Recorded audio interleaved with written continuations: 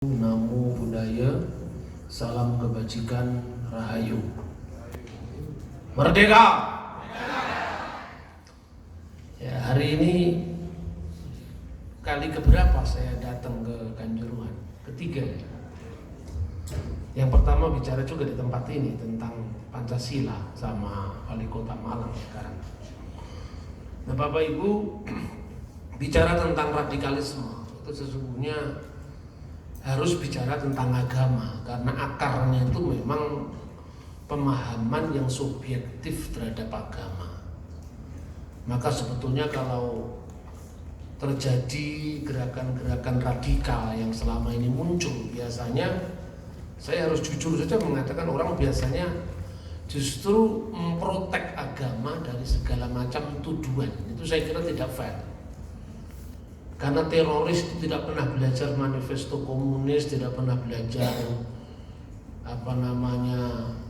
buku-buku ideologi di luar ideologi agama. Meskipun terorisme itu bukan hanya orang beragama yang bikin, tetapi akhir-akhir ini dari kita belajar kasus ISIS sampai pembubaran Hizbut Tahrir Indonesia itu nuansa agamis. Nah, sebetulnya yang kita hadapi sekarang ini lebih bahaya ketimbang yang dihadapi pemerintah zaman Bung Karno. Karena kalau dulu gerakan-gerakan ideologi agama itu bersifat lokal, artinya sama-sama ekstrimnya penghayatan agama itu, tapi penghayatan yang lokal sifatnya. Yang sekarang ini menjadi penghayatan yang sifatnya transnasional. Maka sebetulnya kalau kita lihat genealogi gerakan radikal, baik itu melalui partai, artinya yang secara parlementer, maupun gerakan-gerakan yang di luar sistem. Jadi artinya di luar sistem politik, misalnya HTI itu kan nggak masuk dalam kepartaian. Itu sesungguhnya lebih bahaya, karena ketika organisasinya pun dibubarkan, kita tidak bisa mendeteksi arah mereka itu kemana. Dan salah satu yang menjadi incaran mereka adalah dunia pendidikan. Makanya pemerintah sekarang ini kan sangat sibuk membersihkan, bersih-bersih diri dari unsur-unsur radikal di semua lini kekuasaan. Sampai sekarang ini belum tuntas, tentu tugas yang berat. Dan rasanya menjadi amat berat lagi ketika kepemimpinan presiden kan cuma 5 tahun kepemimpinannya. Nanti pada periode berikutnya lagi kita bertarung dengan segala macam bargaining position di bidang politik. Dan dimanapun juga kelompok-kelompok keras itu sebetulnya selalu bermain di tengah-tengah negara ini sedang tidak stabil. Misalnya jangan saja di Indonesia, di Australia saja, kelompok-kelompok radikal itu justru biasanya masuk lewat partai oposisi karena untuk mendulang suara. Nah, ketika mereka sudah masuk, partai oposisi yang didukung ini menang, dia tentu terjadi bargaining position, bagi-bagi kekuasaan.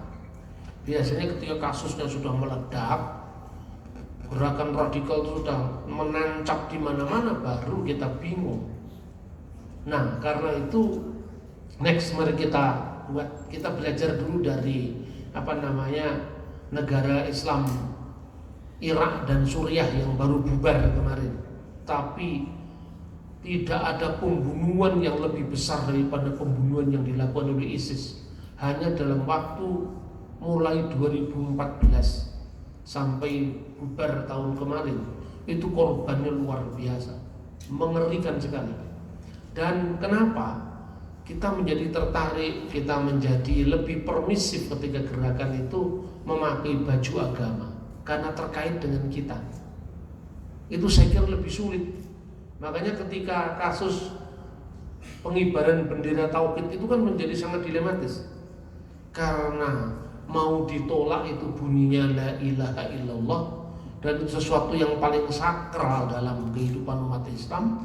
Tapi nggak ditolak itu kok, itu terkait dengan partai tertentu, terkait dengan gerakan politik radikal tertentu. Karuan kalau palu warit itu kan jelas itu gampang nolaknya. Tapi kalau benderanya yang berbunyi syahadat itu kan sulit.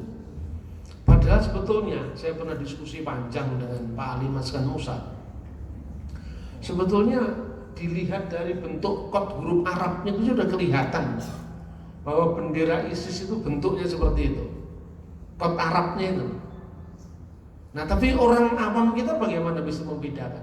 Bunyinya sama-sama la ilaha illallah. Terus di bawahnya ada stempelnya Nabi Muhammad, Allah, Rasul Muhammad, itu bendera ISIS. Nah, mensosialisasikan ini di kalangan kampus, di kalangan SMA, anak-anak sekolah itu juga tidak mudah. Kalau nanti yang mensosialisasikan itu bukan ustadz, dipikir kita masuk wilayah yang bukan wilayahnya. Tapi kalau mensosialisasikan itu ustadz, terus screeningnya seperti apa, kan sulit juga. Nah, makanya saya suka sekali kalau tadi Pak Wayan bicara tentang garis-garis besar haluan ideologi. Karena kita itu perlu harus ada patronnya. Kalau tidak, ideologi negara Pancasila itu gampang ditarik ke kanan, ke kiri. Gampang sekali. Perhatikan beberapa saat yang lalu ketika HTI dibubarkan pemerintah, itu kan banyak sekali orang-orang yang justru membela di Mahkamah Konstitusi, meskipun alasannya yang dibela itu hak hidupnya dan sebagainya. Tetapi dia tidak sadar bahwa ketika sebuah ideologi itu sudah tertancap di pikiran seseorang, itu mengurainya tidak mudah. Dan tidak mudahnya karena apa? Tambah tidak mudah lagi karena berurusan dengan sensitivitas masalah keagamaan. Tetapi begitu HTI sudah bubar, meskipun sekarang juga ditumpangi oleh kepentingan politik tertentu kan, makanya banyak partai besar yang membela kan. Padahal yang saya yakin ya partai itu juga nggak setuju dengan ideologi sempit begitu kan. Tetapi yang terjadi apa setelah itu dibubarkan? Sekarang ini ada gerakan-gerakan yang saya amati masih menumpangi Pancasila. Karena tidak mungkin lagi melawan Pancasila, secara hukum kan sudah dibubarkan. Gerakan-gerakan itu misalnya apa sekarang? Misalnya mencoba mereinterpretasikan Pancasila.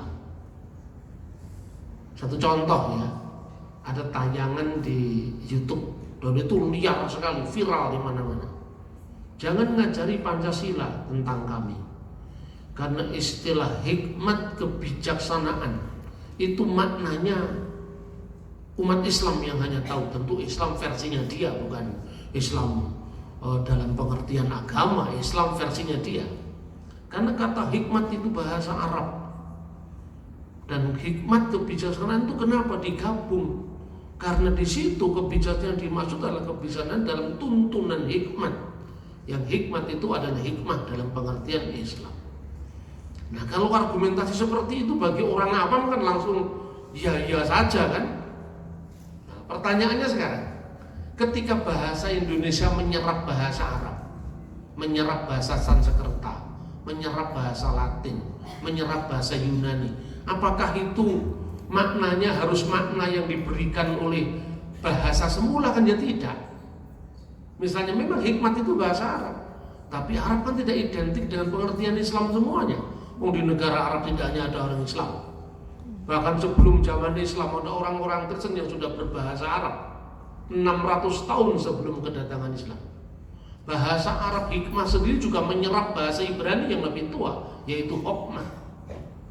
Kalau dikaitkan bahwa kebijaksanaan yang dimaksud dengan Pancasila itu adalah hikmat, kata wicaksana itu berasal dari agama Hindu. Kata bijaksana bahasa Indonesia itu kan berasal dari istilah Sanskrit wicaksana. Tapi Pak Wayan tidak pernah mengklaim itu miliknya orang Hindu. Enggak, itu bahasa Indonesia itu loh. Bener gak? Begitu juga kalau misalnya diurai satu persatu, itu kita jadi repot sendiri loh. Misalnya sekarang ada yang mengklaim bahwa yang esa itu hanya miliknya agama tertentu. Terus saya bilang, marilah kita belajar etimologi sekarang. Ketuhanan yang Maha Esa itu bahasa Arabnya mana? Tidak ada. Bahasa Yunaninya mana? Kalau Kristen bahasa Yunani atau bahasa Ibrani. Islam bahasa Arab mana? Arabnya nggak ada, Ibraninya satu pun nggak ada. Yunaninya satu pun nggak ada, malah ada di situ bahasa Sanskerta, Maha. Makanya kan ada Mahabharat, Maha. Pak Wayan yang berhak itu kan sebetulnya. Ketuhanan itu asli Indonesia itu. Tidak ada nama Arabnya, tidak ada nuansa Islamnya, tidak ada nuansa Kristennya. Esa. Lah esa itu bahasa Austronesia kuno. Asa, dua, telu, itu orang Dayak ngomong begitu, orang Rote ngomong begitu. Jadi tidak ada kaitannya dengan tafsir agama tertentu. Ketuhanan yang Maha Esa itu adalah sila yang memayungi semua keyakinan agama di Indonesia. Tidak menafsir menurut tauhid Islam, tidak menafsir menurut Brahman Widya Hindu, tidak menafsir menurut teologi Kristiani, tidak. Kalau Anda membaca teks-teks kuno, kebetulan banyak orang sejarah di sini ya. Sebetulnya sekarang ini baru rame-rame salam lintas agama, ya kan? Sebetulnya abad ke-8 Masehi ini Pramajapahit ini. Ada naskah kuno, naskah Sunda kuno, namanya Siska Kanda Engkarsia. Itu Hindu datang welcome, Buddha datang welcome, tetapi direfleksikan ulang dalam kebudayaan Nusantara. Karena berlaku prinsip desa mawa cara negara mawa tata, desa kala patra kata orang Bali. Jadi orang Hindu datang ke Indonesia pun ya bernuansa Nusantara, bukan bernuansa India. Orang Islam datang ke Indonesia mestinya juga bercita rasa Nusantara, bukan Arab. Kristennya pun jangan lebih Yahudi ketimbang orang Yahudi kan itu kan, semestinya. Maka kemudian dalam naskah Siska Kanda Engkarsian itu semua diberi salam. Ongkara nama Siwa yang jelas Hindu, sembah ring hulun sang panca tata gata jelas Buddha. Puncak dari permenungan itu secara filsafat ketuhanan muncul di buku Kakawin Sota Soma. Jadi Kakawin Sota Soma itu jelas merupakan prestasi multikulturalisme pertama di dunia sebelum istilah multikulturalisme sekarang kita sukai di kampus-kampus. Bagaimana tidak? Bayangkan tahun 1360-an itu Arab dan Eropa lagi apa saudara? Perang salib di sana. Sama-sama primitifnya. Yang Kristen membunuh Islam, haleluya. Satunya puji Tuhan, satunya Allahu Akbar, Allah Maha Besar. Bunuh-membunuh, masa agama seperti itu? Di Nusantara sudah ada kesadaran tentang transcendental unity of religion. Mangka jinatwa lawan siwa tatwa tunggal. Esensi dari jina dan esensi daripada siwa itu tunggal. Binika tunggal ika, berbeda-beda tetapi satu jua. Tanhana dharma mangrua, tidak ada kebenaran yang mendua. Multikulturalisme semacam ini di dunia Eropa baru disadari ketika perpecahan antara Belanda dan Belgia. Sama-sama bersimbol Kristennya, satunya Protestan, satunya Katolik, pecah karena agama. Baru satu namanya Ernest Renan. Ini buku pinternya kaum nasionalis pasti membaca itu. What is a nation? Apakah bangsa itu? Dia mengatakan satunya agama tidak bisa menjadi faktor kokoh berdirinya sebuah negara. Setelah belajar perpecahan Belanda Belgia, Indonesia tidak pernah pecah oleh karena isu agama. Ketika pendeta-pendeta Siwa Buddha mendukung Ken Arok, kenapa dia mendukung Ken Arok melawan Raja Dandang Gendis? Alasannya bukan karena Ken Arok agamanya B, Dandang Gendis agamanya C, tidak. Karena besarlah kesengsaraan rakyat yang diakibatkan oleh pemerintahan sang raja. Maka para pendeta itu mendukung Ken Arok. Jadi artinya apa? Terlepas daripada itu ada unsur legendanya, tapi yang jelas bahwa agama tidak pernah genit menjadi isu yang dijual untuk kepentingan politik. kecuali era primitif sekarang ini. Ini era primitif sebetulnya. Primitisme di dunia modern sekarang ini, bahkan agama-agama primitif di era postmodern. Apa yang terjadi? Suriah hancur. Karena apa? Isu agama. Sangat gampang, dan itu sebetulnya ada kekuatan kapitalis global yang juga bermain di sana. Next. Lalu banyak orang mengatakan ISIS bentukan Zionis Inggris dan Amerika Serikat. Ya ada hubungan dengan kepentingan kapitalis itu memang iya, tapi nggak dibentuk langsung. Itu kan take and give tuh, sama-sama punya kepentingan. Maka berita ini dibantah oleh seorang politisi senior Jordania, yaitu At-Tamimi. ISIS bukan bentukan Amerika. Sekalipun Amerika berkepentingan dengan munculnya konflik-konflik di kawasan Timur Tengah. Karena apa berkepentingan? Bayangkan sekarang, Amerika ini aktor yang menjatuhkan Saddam Hussein zamannya Bush senior. Katanya Saddam Hussein membangun nuklir, sampai Irak itu hancur lebur jadi debu, tidak ada buktinya. Tapi anehnya, begitu Saddam sudah runtuh, yang diangkat ini adalah kelompok politik yang kebetulan aliran agamanya beda dengan Saddam. Dari dominasi kaum Sunni menjadi didominasi kaum Syiah, rame. Akhirnya dulu yang namanya Usama bin Laden, Usama bin Laden, yang tidak lain dia itu adalah anak manisnya Amerika sebelum runtuhnya Uni Soviet. Nah, ini kan kepentingan kapitalis global dan kepentingan fundamentalisme agama bersekutu. Apa namanya Amerika maunya? Amerika mengalahkan musuh bebuyutannya yaitu komunis. Apa kepentingannya Usama bin Laden? Menjaga batas-batas kehormatan wilayah Islam.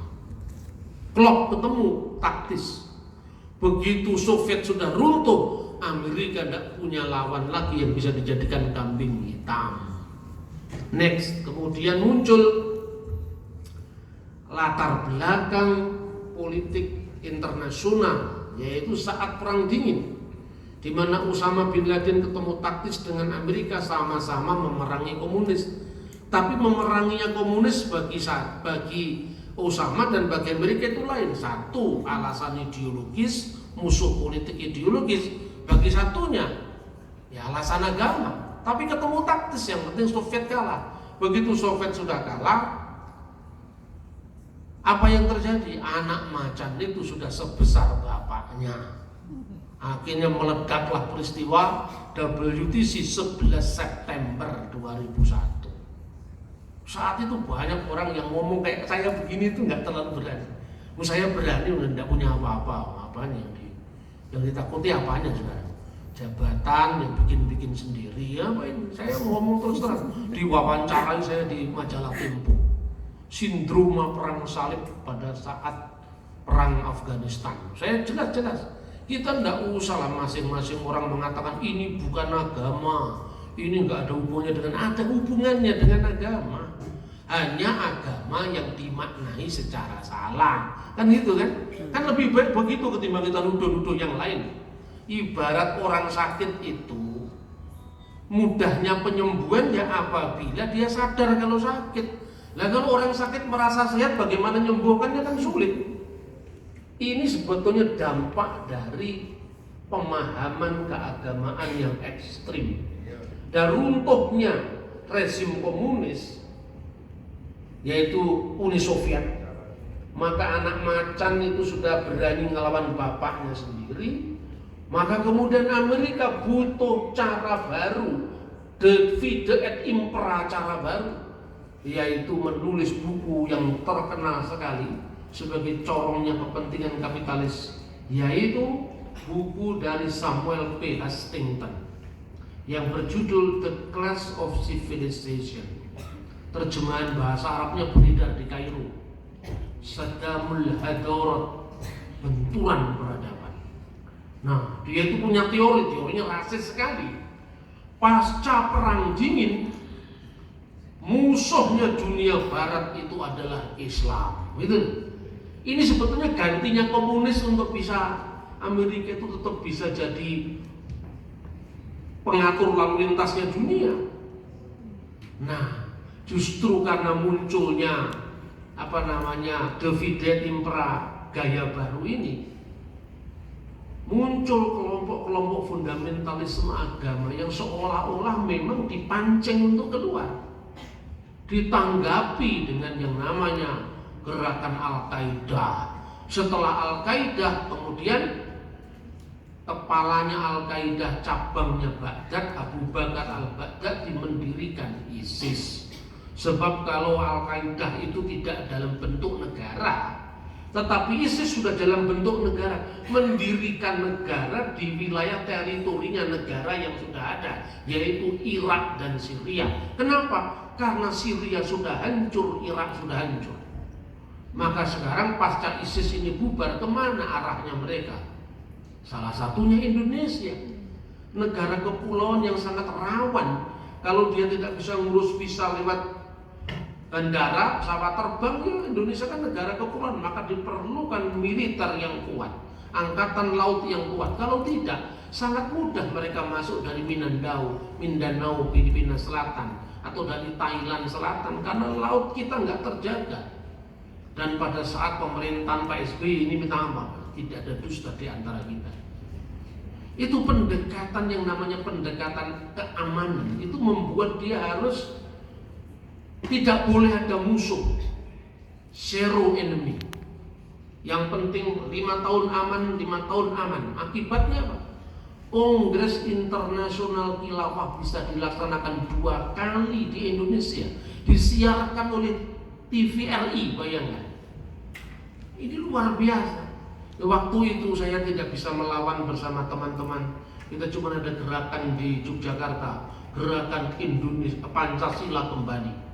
Saya diwawancari lewat SCTV. Saya bicara Pancasila mulai dilupakan. Bahkan teman-teman saya partai pun juga negur saya. Kamu kok main sendiri ya? Kalau main di dalam terlalu genit, kita harus hitung-hitungan kekuasaan. Tetapi kalau kita main di luar, apapun sudah ngomong supaya ekstrim, saya dipanggil Pak Taufik Mas. Kalau nggak ekstrim nggak dipanggil saya.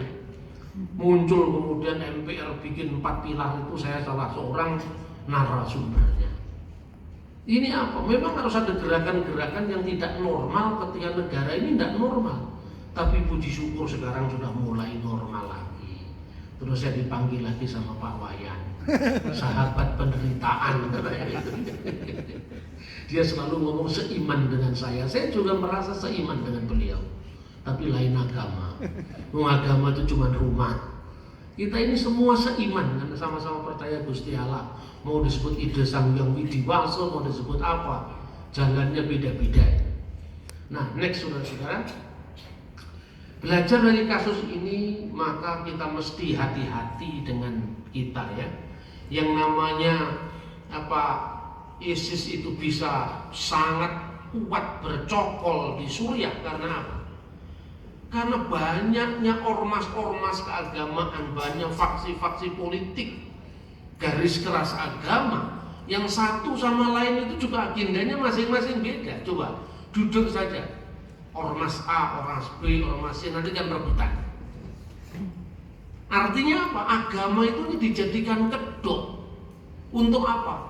Api, minyak untuk menyalakan api supaya terus berkobar-kobar. Sebab orang tidak berani membunuh atas nama Soekarno, orang tidak berani membunuh atas nama Pancasila. Hanya ideologi agama yang bisa mencuci otak orang sampai bisa membunuh dengan tersenyum karena agama. Penyakit ini yang seharusnya dibasmi dulu.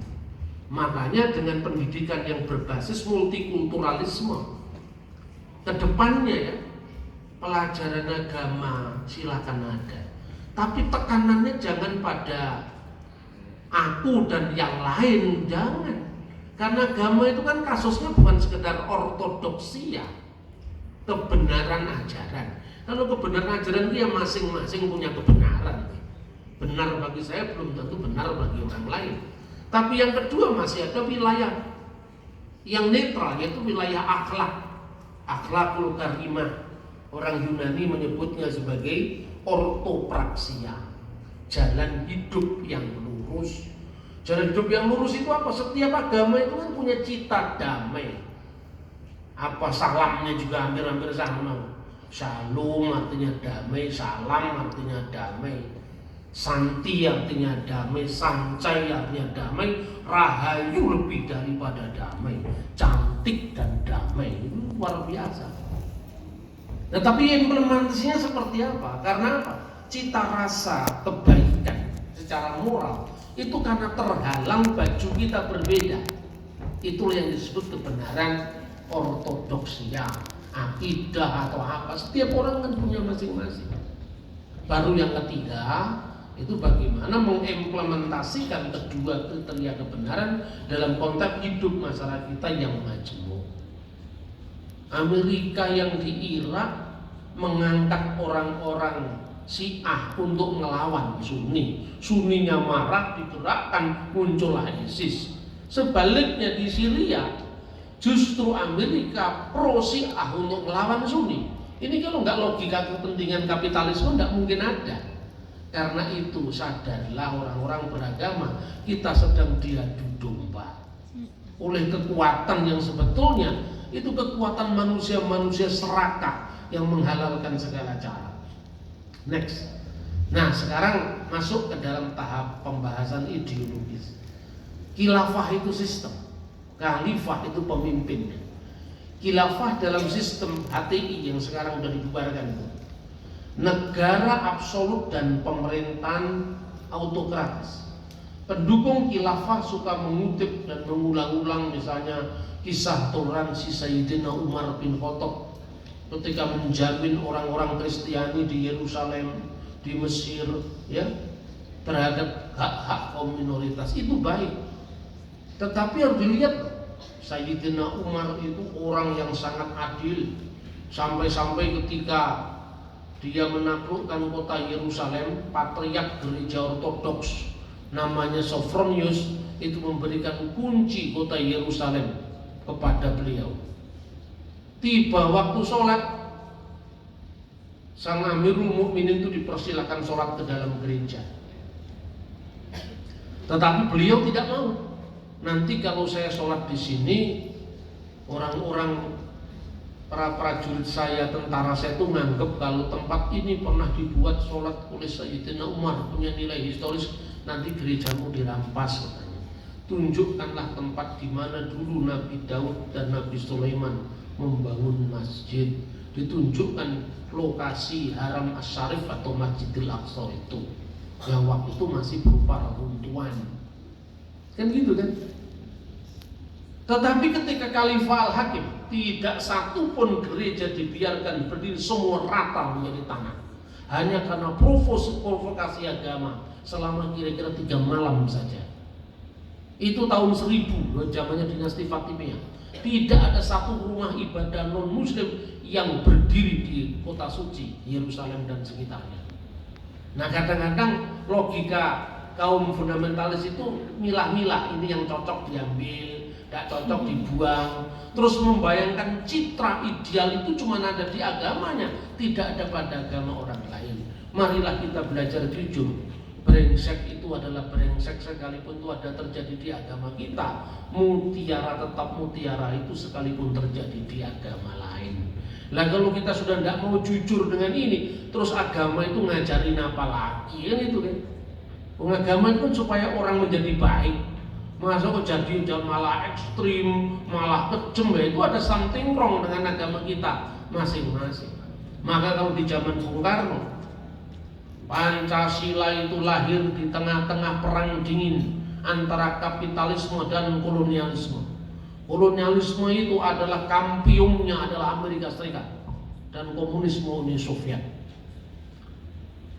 Dunia waktu itu seperti gabah dan interi, kutub mengkutub Pancasila muncul di tengah-tengah itu sebagai hawker of tracking dari Declaration of Independence of America dan Manifesto Komunis.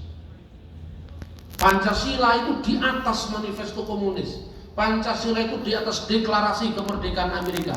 Itu saripatinya Pancasila yang harus diterjemahkan sekarang. Bukan saudara ngutak-atik istilah kebijaksanaan, istilah Maha Esa, bukan itu. Tapi bagaimana implementasinya secara hukum, secara budaya. Kalau kita belajar agama, yang ditekankan adalah multikulturalisme. Bagaimana hormat dan sikap respek kita terhadap perbedaan. Kan seperti itu. Tapi kalau sekarang ini boleh dikatakan, dengan era sekarang ini, yang namanya kapitalisme, kolonialisme itu sudah berganti baju. Neokolonialisme, kapitalisme. Yang sekarang ini, kalau dulu kapitalisme beranak kolonialisme karena membutuhkan koloni-koloni di negeri jajahan, maka imperialisme menguasai yang dijajah. Sekarang tidak perlu harus pergi ke daerah-daerah tentu membangun koloni, cukup mengganti undang-undangnya saja supaya ramah terhadap kapitalisme. Maka ketika Soeharto menjadi presiden, undang-undang yang pertama diterbitkan undang-undang penanaman modal asing, karena incarannya Papua. Kan yang terjadi dan membalik begini kan tidak mudah seperti membalik telapak tangan. Lebih-lebih dengan munculnya gerakan ideologi transnasional, ini benar-benar harus kita sikapi. Kemudian sistem yang dilakukan, saya yakin betul bahwa sistem yang terbaik hanya Pancasila, tidak ada yang lain. Karena di negara-negara yang posisinya berdasarkan agama itu tergantung sultannya. Kalau sultannya tasamuh, sultannya toleran, ya hasilnya baik kayak Sayyidina Utsman, Sayyidina Umar. Tapi begitu sultannya atau rajanya gila kayak Khalifah Al-Hakim, nah sekarang yang menjamin siapa? Tidak ada equality before the law. Tidak ada kesamaan di bidang hukum. Karena kalau menjadi negara agama, agama penguasa harus mendominasi agama rakyat yang tidak resmi. Itu yang terjadi. Makanya perhatikan hilangnya Bhinneka Tunggal Ika dalam bina negara setelah Majapahit. Orang Jawa sendiri itu dalam kenangan lokalnya akan kejayaan Nusantara kedua itu menyebut sirna ilang kertaning bumi. Sirna itu hilang, sirna hilangnya hilang, kertaning bumi yaitu kesejahteraan di dunia. Sampai Babat Demak yang berciri khas Muslim pun menyebut nir ilang kertaning jagat. Nir itu tidak ada, ilang, kertaning jagat kesejahteraan dunia. Para raton pun memberikan angka yang sama ketika menulis Sunya Nora juga ning wong. Angkanya 1400, entah itu dimaknai runtuhnya Majapahit atau jatuhnya Kertabumi, tapi hilangnya Bhinneka Tunggal Ika itu membuat Nusantara kacau balau, mengalami goro-goro. Pasca Majapahit, Demak adalah kesultanan Islam. Pajang, Mataram, Ternate, Tiduri terpecah-pecah karena tidak ada unsur pemersatu lagi. Artinya apa? Agama tidak membuat nilai-nilai etosnya itu bisa mengikat semua orang. Karena apa? Ketika saya sebagai seorang misalnya Kristen atau seorang Muslim atau seorang Hindu, saya cenderung memahami agama orang dari tafsiran saya kan?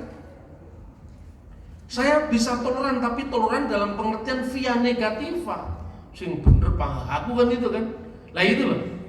Tapi kalau sistem itu yang mengatur kita tidak ada, karena bukan orang yang menentukan, tapi sistemnya.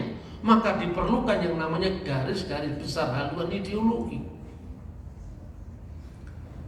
Sebaik-baik sistem teokrasi yang ditawarkan selalu mengandung kelemahan, karena klaim kebenaran agama penguasa mensubordinasikan agama-agama lain di bawah agama penguasa, sehingga kedudukan warga negara tidak setara. Perhatikan, ketika Declaration of Human Rights, Universal Declaration of Human Rights tahun 1948, kenapa Arab Saudi menolak deklarasi itu? Kenapa Iran menolak deklarasi itu? Tapi negara-negara lain kayak India yang lain tidak keberatan. Indonesia ada keberatan karena apa? Karena tafsir agama mendominasi tafsir kebangsaan. Karena di pasal 18 Deklarasi Umum Bangsa-Bangsa itu disebutkan kebebasan beragama juga kebebasan untuk memilih agama dan berpindah agama. Ini dianggap tidak cocok dengan tafsiran kelompok-kelompok fundamentalis. Saya ngomong begini jujur sejujur-jujurnya saya. Ketika orang mengatakan ini isu kristenisasi, ini isu islamisasi, ini isu hinduisasi. Lah orang nilai kan ya boleh-boleh saja. Kalau ngomong isu islamisasi, ya sebetulnya yang terjadi. Hindu juga dulunya Hindu mayoritas, kemudian ganti Islam. Nah sekarang ada orang-orang Kristen yang senting juga, punya gambaran-gambaran sifatnya sepihak. Itu penyakit sosial kita yang sesungguhnya harus kita hadapi. Maka negara harus mengambil jarak dari agama. Bukan berarti negara tidak didasarkan atas agama, tidak. Didasarkan atas nilai-nilai ketuhanan semua agama. Makanya di dalam kakawin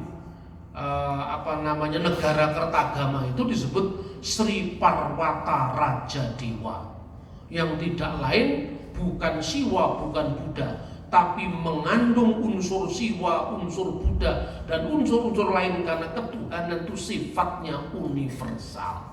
Gitu kan? Yang istilahnya gampangannya gini, kenapa kalau orang Kristen di Eropa itu berdoa begini? Karena kedinginan. Ya kan? Kenapa orang Kristen di negara-negara Arab begini sama dengan Islam? Karena kepanasan, maka begini. Nah itu kan sesungguhnya muncul dari konteks budaya. Saya tidak mengatakan agama bagian dari kebudayaan. Nanti dimarahi lagi, dianggap agama saya tidak jelas, bukan. Tapi artinya bahwa setiap agama itu sejauh menyentuh aspek-aspek sosial, itu yang mengandung simbol-simbol sosial kan. Beduk kan nggak ada di Arab, nyatanya ada di sini. Nggak ada keberatan, sudah biasa. Ya kan? Baju koko, ini kan sebetulnya bukan baju Islam, itu baju Cina berkancing dua itu. Di sini disebut baju Muslim, ya kan? Di negara Arab masih ada baju koko, nggak ada.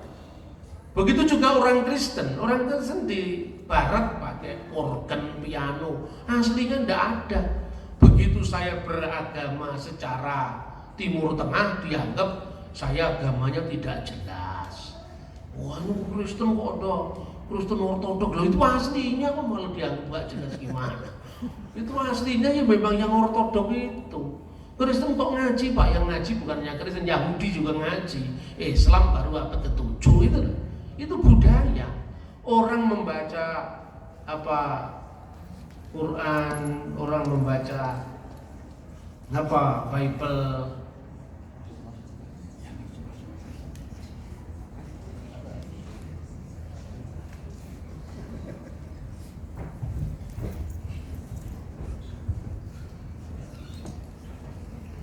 Sebetulnya dalam konteks budaya masing-masing. Maka sebetulnya kalau mau menjadi seorang Islam, kata Bung Karno, jadilah orang Islam yang Indonesia. Kalau mau jadi orang Kristen jangan jadi Yahudi, tidak perlu jadi Yahudi. Jadilah orang Kristen yang Indonesia. Seburuk-buruk sistem demokrasi, kelemahannya lebih terletak pada penegakannya. Sedangkan asas-asasnya relatif lebih universal. Next. Nah, khalifah dalam sistem khilafah HTI itu identik dengan negara. Anda bisa saya tunjukkan literaturnya supaya dibaca. Khilafah ala Hizbut Tahrir yang mengidentikan sang khalifah pemimpinnya dengan negara itu sendiri. Khalifah adalah negara. Nah, ini kan mirip dengan itu Henry ke-8 atau berapa itu. Negara adalah aku. Karena apa? Sang khalifah juga menjadi representasi seluruh kekuatan dan fungsi negara. Dan sudah benar kalau pemerintah akhirnya bertindak tegas terhadap HTI. Karena di dalam putusan dalam sidang-sidang mereka itu jelas ada ungkapan bahwa Pancasila adalah falsafah kafir yang tidak sesuai dengan Islam. Al-Bansasila falsafah kufur la tatafiq ma'al Islam. Pancasila itu falsafah kufur yang tidak sejalan dengan ajaran Islam. Maka jangan ragu-ragu lagi. Kalau ada ormas, kalau ada gerakan-gerakan masyarakat yang itu menjurus kepada meragukan jalan Pancasila, negara harus hadir. Jangan sampai terlambat seperti 10 tahun pemerintahan Pak SBY. Next. Karena apa? Tadi sudah disinggung oleh Pak Rektor. Dalam world of view kelompok-kelompok radikal ini, dunia itu terdiri hanya 2 kutub. Kutub yang disebut Darul Islam, kelompok Islam, dan Darul Harb, kelompok perang. Tidak ada tengah-tengah, tidak ada. Pokoknya saya dengan orang lain. Padahal kalau Anda mendengar apa yang tadi saya sebutkan ketika Sayyidina Umar datang ke Yerusalem, kuncinya diserahkan oleh pemimpin gereja ortodoks Sophronius, itu kan menunjukkan bukan hal yang hitam putih. Ketika Bapak Senuda, pemimpin gereja ortodoks tahun 2012 itu meninggal, yang menangisi bukan hanya orang Kristen karena sudah menjadi simbol daripada rakyat Mesir yang sebenarnya. Bung Karno mengalami pergulatan batin ketika menandatangani vonis matinya Kartosoewirjo. Karena apa? Sekalipun Kartosoewirjo itu jelas terbukti makar terhadap Pancasila, tapi jerih payahnya masih ada untuk negeri ini. Dia itu teman diskusinya Bung Karno sejak kecil, sama-sama diajar oleh Pak Cokro Aminoto. Sering dia berdebat ketika masih mahasiswa. Tapi begitu Kartosoewirjo menyatakan diri negara Islam Indonesia dan dia berani makar terhadap pemerintah, Bung Karno masih ada ganjalan psikologis.